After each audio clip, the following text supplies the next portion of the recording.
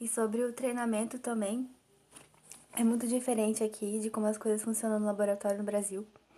Então, eu tô parada essa semana, enquanto eu não terminar os treinamentos, que é tudo online, eu não consigo começar os meus experimentos no laboratório. Preciso ter os certificados para poder começar os meus experimentos no laboratório. Só que o que que acontece? É muito texto para ler, tá tudo em inglês, então eu tô demorando um pouco mais para terminar tudo isso. Mas hoje eu li, fiz os treinamentos de segurança no campus, com relação a assédio e violência. E o de biossegurança eu tô na metade e o outro de segurança no laboratório também já terminei. E aí alguns casos eu achei muito interessantes que eu li. Então o primeiro que eu terminei hoje foi o de. Eu acabei de falar e eu já esqueci. Mas, enfim, o que foi legal foi o de assédio.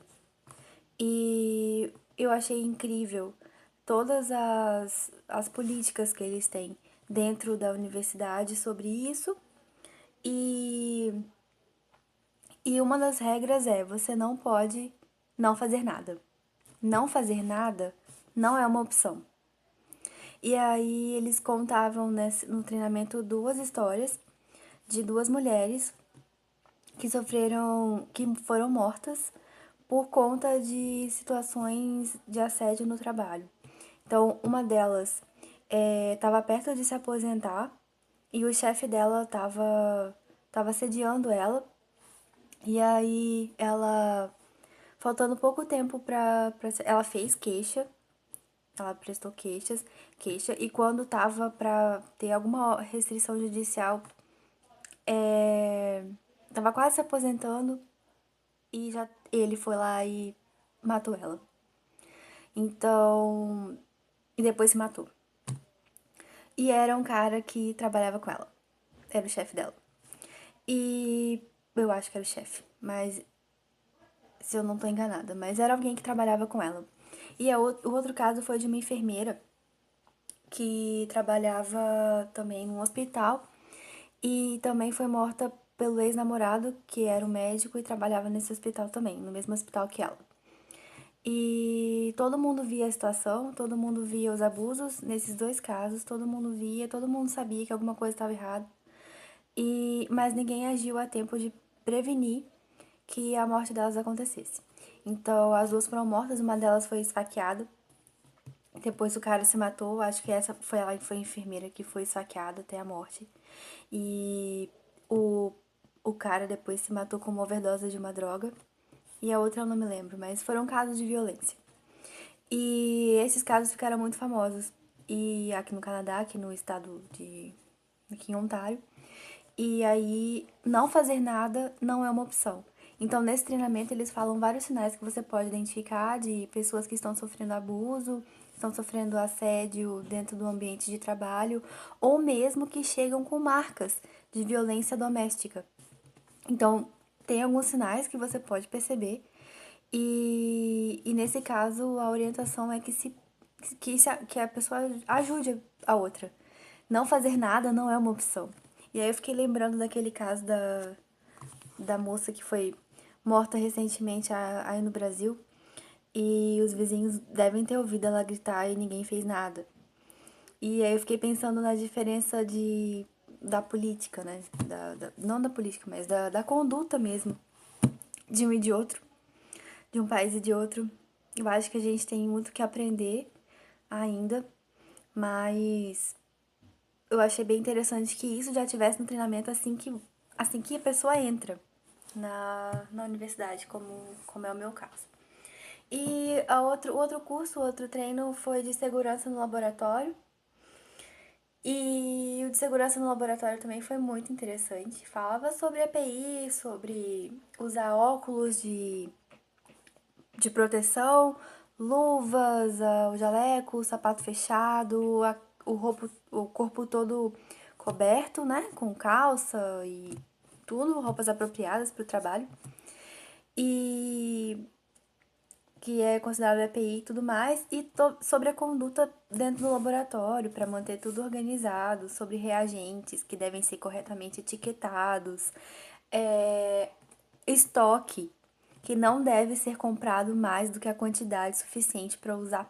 Eu fiquei pensando também na diferença que a gente tem nos laboratórios aí, porque aí quando tem dinheiro, a gente compra um monte, e estoca tudo no laboratório. Por quê? Porque quando tem dinheiro tem, quando não tem, você não vai ter reagente também. Mas dos riscos que isso pode causar, né? O armazenamento inadequado, misturar ácidos e bases e alguns gases que ficam guardados em cilindros. Eu fiquei pensando na gente carregando aquele cilindro de CO2 no laboratório de um lado para o outro. Um dos slides falava assim que se alguma coisa der errado, né, com o negócio, com aquele treco de gás lá, de gás comprimido, aquilo vira um torpedo que pode cruzar paredes de concreto. E aí eu fiquei pensando na gente arrastando aquele negócio de CO2 de um lado pro outro, tipo, em duas pessoas, porque é pesado. E a gente ainda tem realmente muito que aprender também sobre segurança no laboratório. E eu achei realmente muito interessante. E aí eles também tinham alguns exemplos de condutas inadequadas dentro do laboratório que provocaram acidentes gravíssimos. Um dos casos que tinha lá foi de uma menina, acho que não sei se ela era coreana, mas ela estava trabalhando no laboratório e aí ela misturou um reagente com um outro que não poderia ser feito e o negócio explodiu, queimou ela. Ela chegou no hospital com mais de 80% do corpo queimado e ela morreu. Então, ela não estava com o EPI adequado, ela não estava com o jaleco, ela não estava com a roupa adequada. E ela morreu. E aí, esse caso também ficou bem conhecido. E práticas de segurança no laboratório também são exigidas.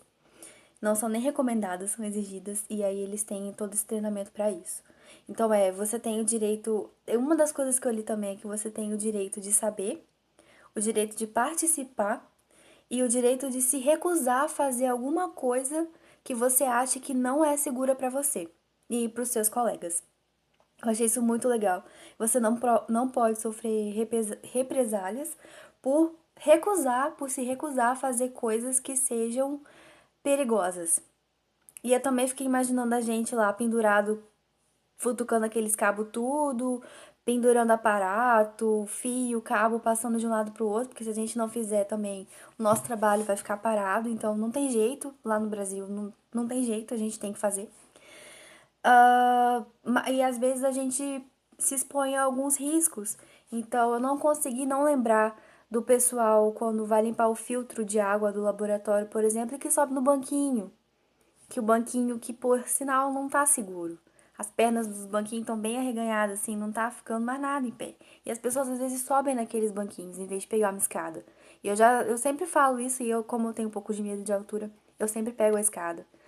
E aí isso leva um pouco mais de tempo, mas eu acho um pouco mais seguro. Mas o pessoal não, sobe todo mundo em banquinho. E quantas vezes a gente faz as coisas meio assim, que nos colocam em perigo, que nos colocam em risco, né? E não tem como deixar de comparar um lugar com o outro, é impossível. Então a gente faz o nosso melhor no laboratório lá aí no Brasil, eu não tô criticando isso, mas a estrutura que eles têm aqui realmente tá alguns passos à nossa frente. Eu acho que a gente tem muito que aprender. E o que me faz também admirar mais ainda as pessoas que fazem pesquisa no Brasil em situações tão complicadas e a gente faz o nosso melhor com o que tem. E aqui parece que as coisas realmente funcionam e são bem seguras para aquelas pessoas que estão envolvidas na pesquisa, né? Que estão fazendo as coisas. Mas foi isso, eu achei. Esse caso da menina que morreu toda queimada ficou bem conhecido e alguns outros exemplos que eles davam também de, de alguém que estava fazendo alguma mistura com algum reagente também, o negócio explodiu e a pessoa estava com óculos de segurança e quando aconteceu o acidente. E aí mostravam o óculos de segurança com um trincado, ou seja, poderia ter ido direto no olho dele. Então, coisas assim que eu fiquei lendo hoje, coisas situações que te colocam em risco, situações que você pode evitar, situações que você tem que se prevenir acidente para não se machucar e nem deixar os seus colegas ficarem machucados também. Eu achei muito interessante aquele de biossegurança que eu tô fazendo também, ainda não terminei. Mas é isso, no laboratório hoje eu não falei com ninguém. Acho que enquanto eu tô lendo as coisas, eu acho que devo ficar com uma cara de concentrada e as pessoas meio que não falam comigo, mas eu também não falo com ninguém, o que é um problema. Então, eu ainda preciso melhorar nisso. Mas é isso, e esse foi o meu quarto dia aqui. Segunda, eu cheguei a dormir o dia todo. Segunda, terça, quarta, quinta, sexta. Já é o meu quinto dia aqui no Canadá. E é isso.